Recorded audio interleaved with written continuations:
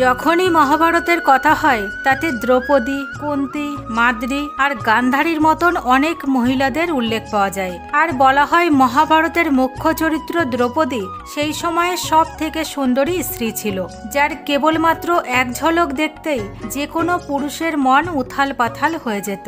কিন্তু মহাভারতের সময়ে দ্রৌপদীকে ছাড়াও একজন এমন স্ত্রী ছিল যার সম্পর্কে বলা হয় ওই সময় পৃথিবীতে দ্রৌপদীর পরে যদি কোনো সুন্দরী স্ত্রী থাকে তাহলে সে ছিল ভানুমতী।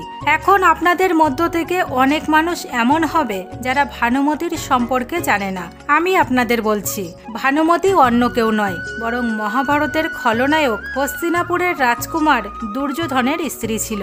মহাভারতের রাজকুমারী ভানুমতীর উল্লেখ অনেক কমই করা হয়েছে, কিন্তু আপনি এটা জানেন কি দুর্যোধনের বিবাহ রাজকুমারী ভানুমতীর সাথে কিভাবে হয়েছিল? আর তারপর দুর্যোধনের মৃত্যুর পর তার স্ত্রী রাজকুমারী ভানুমতীর কি হয়েছিল? যদি আপনিও জানতে চান রাজকুমারী ভানুমতীর সম্পর্কে বিস্তারিতভাবে, তাহলে ভিডিওর শেষ পর্যন্ত অবশ্যই আমার সঙ্গে থাকুন। নমস্কার, আবারও একটি নতুন ভিডিওতে আপনাদের সবাইকে স্বাগত। ভিডিও শুরু করার আগে যদি আপনি এই চ্যানেলে নতুন এসে থাকেন তাহলে অবশ্যই চ্যানেলটিকে সাবস্ক্রাইব করে পাশে থাকবেন। সবার আগে জানা যাক রাজকুমারী ভানুমতীর সম্পর্কে। রাজকুমারী ভানুমতী কম্বোজের রাজা চন্দ্রবর্মার কন্যা ছিল, যার সৌন্দর্যের সামনে স্বর্গের অপ্সররা পর্যন্ত লজ্জা পেত। যখন ভানুমতী বড় হয়ে যায় তখন তার পিতা চন্দ্রবর্মা তার বিবাহের কথা ভাবে, আর এর জন্য তিনি একটি স্বয়ংবরের আয়োজন করেন। রাজকুমারী ভানুমতীর এই স্বয়ংবরে দুর্যোধন, জরাসন্ধ, শিশুপাল আর কর্ণের মতন অনেক মহারথী, সাথে অনেক বীর রাজারাও এসেছিল, যারা যে কোনো প্রকারে রাজকুমারী ভানুমতীর সাথে বিবাহ করতে চেয়েছিল। যখন রাজকুমারী ভানুমতী হাতে বরমালা নিয়ে অন্য রাজাকে পরাতেই যাচ্ছিল তখন দুর্যোধন ভেবেছিল ভানুমতী তার গলাতেই বরমালা পরাবে, কিন্তু যখন ভানুমতী দুর্যোধনকে ফেলে অন্য কারো দিকে চলে যাচ্ছিল তখন দুর্যোধন এই সমস্ত কিছুকে তার অপমান ভাবে, আর সে তার ক্রোধকে সংবরণ করতে পারে না। এরপর দুর্যোধন রাজকুমারী ভানুমতীর হাত ধরে জোর করে তার গলায় বরমালা পরিয়ে নেয়। দুর্যোধনের এই দুর্ব্যবহার দেখে সবাই উপস্থিত বাকি রাজারা এর তীব্র বিরোধিতা করেন। দুর্যোধন তখন সেই সমস্ত রাজাদের যুদ্ধের শর্ত দেন, কিন্তু যেমনটা আমি আপনাদের একটু আগেই বলেছি, স্বয়ংবর সভাতে দুর্যোধন একা ছিল না, তার সাথে তার প্রিয় মিত্র কর্ণও ছিল। এই সমস্ত কিছু দেখে কর্ণও দুর্যোধনের পাশে দাঁড়িয়ে যায়। কর্ণকে সামনে আসতে দেখে সমস্ত রাজায় এক এক করে পিছনে চলে যায়। এরপর কর্ণের জিত হয়। যখন দুর্যোধন ভানুমতীকে জিতে হস্তিনাপুরে নিয়ে আসে তখন রাজকুমারী ভানুমতীর সাথে তার এক বান্ধবীও হস্তিনাপুরে এসেছিল, যে দেখতে খুবই সুন্দরী ছিল। এখন আপনারা ভাবছেন তার কি হয়েছিল, তাহলে শুনুন। দুর্যোধন হস্তিনাপুরে ফিরে আসতেই সে রাজকুমারী ভানুমতীর সাথে বিবাহ করে, সাথে তার পরম বন্ধু কর্ণের সাথে ভানুমতীর বান্ধবী সুপ্রিয়ার বিবাহ করায়। যখন দুর্যোধন রাজকুমারী ভানুমতীর বিনা অনুমতিতে তাকে হস্তিনাপুরে নিয়ে আসে তখন দুর্যোধনের এই ব্যবহারের জন্য ভানুমতী আর তার পিতা চন্দ্রবর্মাকে অনেক অপমান সহ্য করতে হয়েছিল, যে কারণে তারা পিতা পুত্রী দুজনেই অনেক অপমান অনুভব করত। এই কারণের জন্যই রাজকুমারী ভানুমতী বিবাহ হবার পরেও অনেক লম্বা সময় পর্যন্ত দুর্যোধনের ওপর অভিমান ছিল, কিন্তু এরপর রাজকুমারী ভানুমতী দুর্যোধনকে তার স্বামী স্বীকার করে নেয়। এরপর আগে গিয়ে রাজকুমারী ভানুমতীর দুর্যোধনের থেকে দুটি যমজ সন্তানের জন্ম হয়েছিল, যার মধ্য থেকে পুত্রের নাম ছিল লক্ষণ কুমার আর কন্যার নাম ছিল লক্ষণা। দুর্যোধনের পুত্র লক্ষণের সম্পর্কে বলা হয় যখন মহাভারতের যুদ্ধ হয়েছিল তখন দুর্যোধনের পুত্র লক্ষণ অর্জুন পুত্র অভিমন্যুর হাতে বধ হয়েছিল। তার সাথে সাথে এটাও বলা হয় যখন দুর্যোধন তার কন্যার স্বয়ংবরের আয়োজন করেছিলেন তখন সেই স্বয়ংবরে শ্রীকৃষ্ণ পুত্র শাম্ব এসেছিল। শাম্ব তার পিতা শ্রীকৃষ্ণের মতনই নটখট ছিল, আর যখন সে স্বয়ংবরে প্রথমবার লক্ষণাকে দেখে তখন এক নজর দেখতেই লক্ষণার সৌন্দর্য দেখে তার ওপর মোহিত হয়ে যায়।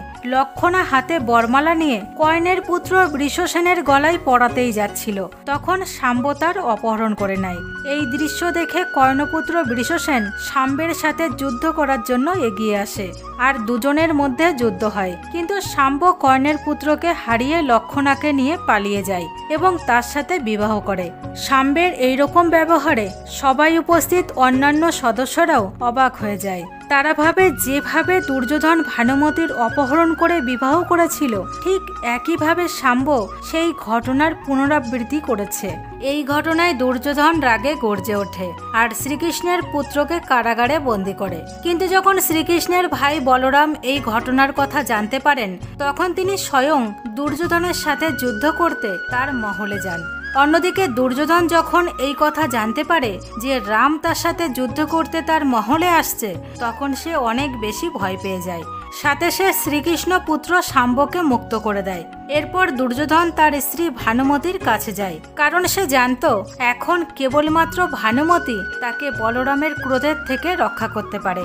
এরপর দুর্যোধন ভানুমতিকে অনুরোধ করে সে যেন রামের সাথে আলোচনা করে রামকে বোঝায়। এরপর দুর্যোধনের স্ত্রী বলরামের সাথে আলোচনা করে শাম্ব আর লক্ষণার বিবাহ পুরো বিধিবিধানের সাথে সম্পন্ন করে। চলুন এখন কিছুটা পেছনে যাওয়া যাক। যখন দুর্যোধন হস্তিনাপুরের রাজকুমার ছিল তখন 5 পাণ্ডব ইন্দ্রপ্রস্থে কুশলতাপূর্বক শাসন করছিল। এই সমস্ত পাণ্ডব ভাইরা দুর্যোধনের খুড়তুতো ভাই ছিল। দুর্যোধন সমস্ত কৌরবদের বড় ভাই ছিল। সে কখনো 5 পাণ্ডবকে তার ভাই মানত না, সাথে হিংসা করত। মহাভারতের মুখ্য খলনায়ক শকুনির নাম তো আপনারা অবশ্যই শুনে থাকবেন। শকুনি সম্পর্কে দুর্যোধনের মামা ছিল, যে খুবই চালাক স্বভাবের ছিল। এই জন্য 7 কৌরব ভাই তার মামার কথা শুনে চলত। শকুনি যুধিষ্ঠিরকে বুদ্ধি দিয়েছিল সে যেন পাণ্ডবদের বড় ভাই যুধিষ্ঠিরকে জুয়া খেলায় আমন্ত্রণ জানায়। অন্যদিকে যুধিষ্ঠির তার ভাই দুর্যোধনের এই নিমন্ত্রণ স্বীকার করেন। এই জুয়ার সবাই ভরতবংশের রাজা ধৃতরাষ্ট্র, বিশ্বপিতামহ দ্রোণাচার্য আর বিদুরের মতন মহারথীরাও উপস্থিত ছিলেন। শকুনি মামা যুধিষ্ঠিরকে জুয়ায় নিমন্ত্রণ এই জন্য দিয়েছিল কারণ তার কাছে জুয়ায় খেলার জন্য এমন পাশা ছিল যা তার মৃত পিতার হাড়ের থেকে তৈরি করা ছিল, আর সেই পাশা কেবলমাত্র মামা শকুনির ইশারাতেই চলত। যে কারণে মামা শকুনি যুধিষ্ঠিরের সাথে জুয়া খেলার নির্ণয় করেন। খেলা শুরু হতেই মামা যুধিষ্ঠিরকে ছল করে বারবার হারাতে থাকে। এই খেলায় যুধিষ্ঠির তার রাজ্যও হেরে যায়। রাজ্য হারাবার পর যখন যুধিষ্ঠিরের কাছে অন্য কিছু বেঁচে ছিল না তখন সে নিজেকে আর তার 4 ভাইকে জুয়াতে লাগিয়ে দেয়। কিন্তু যুধিষ্ঠির এবারও নিজেকে আর তার 4 ভাইকে জুয়াতে হেরে যায়। সবকিছু হেরে যাওয়ার পর যখন যুধিষ্ঠিরের কাছে আর কিছুই বেঁচে ছিল না তখন সে তাদের 5 ভাইয়ের স্ত্রী দ্রৌপদীকেও এই জুয়াতে লাগিয়ে দেয়। আর দুর্যোধনও এই সময়ের জন্যই অনেক সময় ধরে অধীর আগ্রহে অপেক্ষা করেছিল। এরপর শকুনি মামার সাহায্যে দুর্যোধন দ্রৌপদীকে জুয়াতে জিতে নেয়।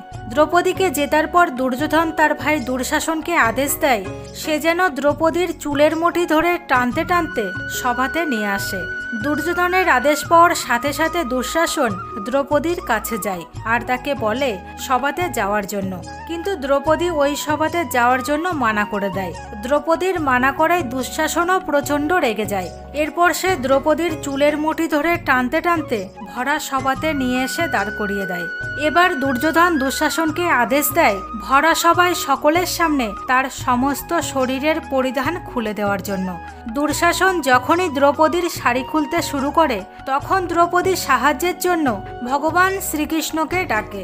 এরপরে শ্রীকৃষ্ণ নিজের শক্তির সাহায্যে দ্রৌপদীর শাড়ি বাড়াতে থাকে, আর তিনি এমনটা ততক্ষণ করেন যতক্ষণ দুঃশাসন শাড়ি টানতে টানতে ক্লান্ত না হয়ে যায়। শেষ পর্যন্ত সবাই হার মেনে নেয়। এমনটা বলা হয়ে থাকে দ্রৌপদীর এই চিরহরণই দুর্যোধনের মৃত্যুর সব থেকে বড় কারণ হয়েছিল।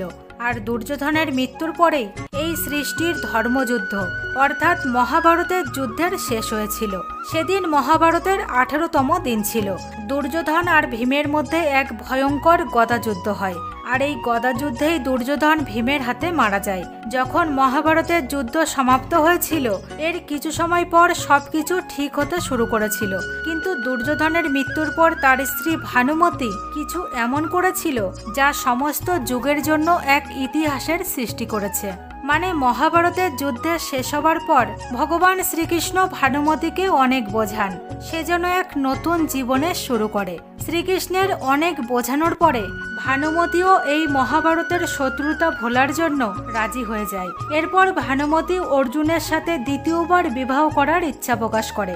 সেই সময়ে একটা নিয়ম ছিল, যদি কোনো স্ত্রী আর পুরুষের মধ্যে কোনো শত্রুতা থাকতো তাহলে নিজেদের মধ্যে বিবাহ করে নিলে এই শত্রুতার পুরোপুরিভাবে শেষ মানা হতো। এই কারণেই রাজকুমারী ভানুমতি এই সিদ্ধান্ত শুনিয়েছিল, কারণ সে কৌরব আর পাণ্ডবদের মধ্যের এই শত্রুতা শেষ করতে চেয়েছিল আর এর সাথে সাথেই সে পুরো পরিবারকে একসাথে জুড়েছিল।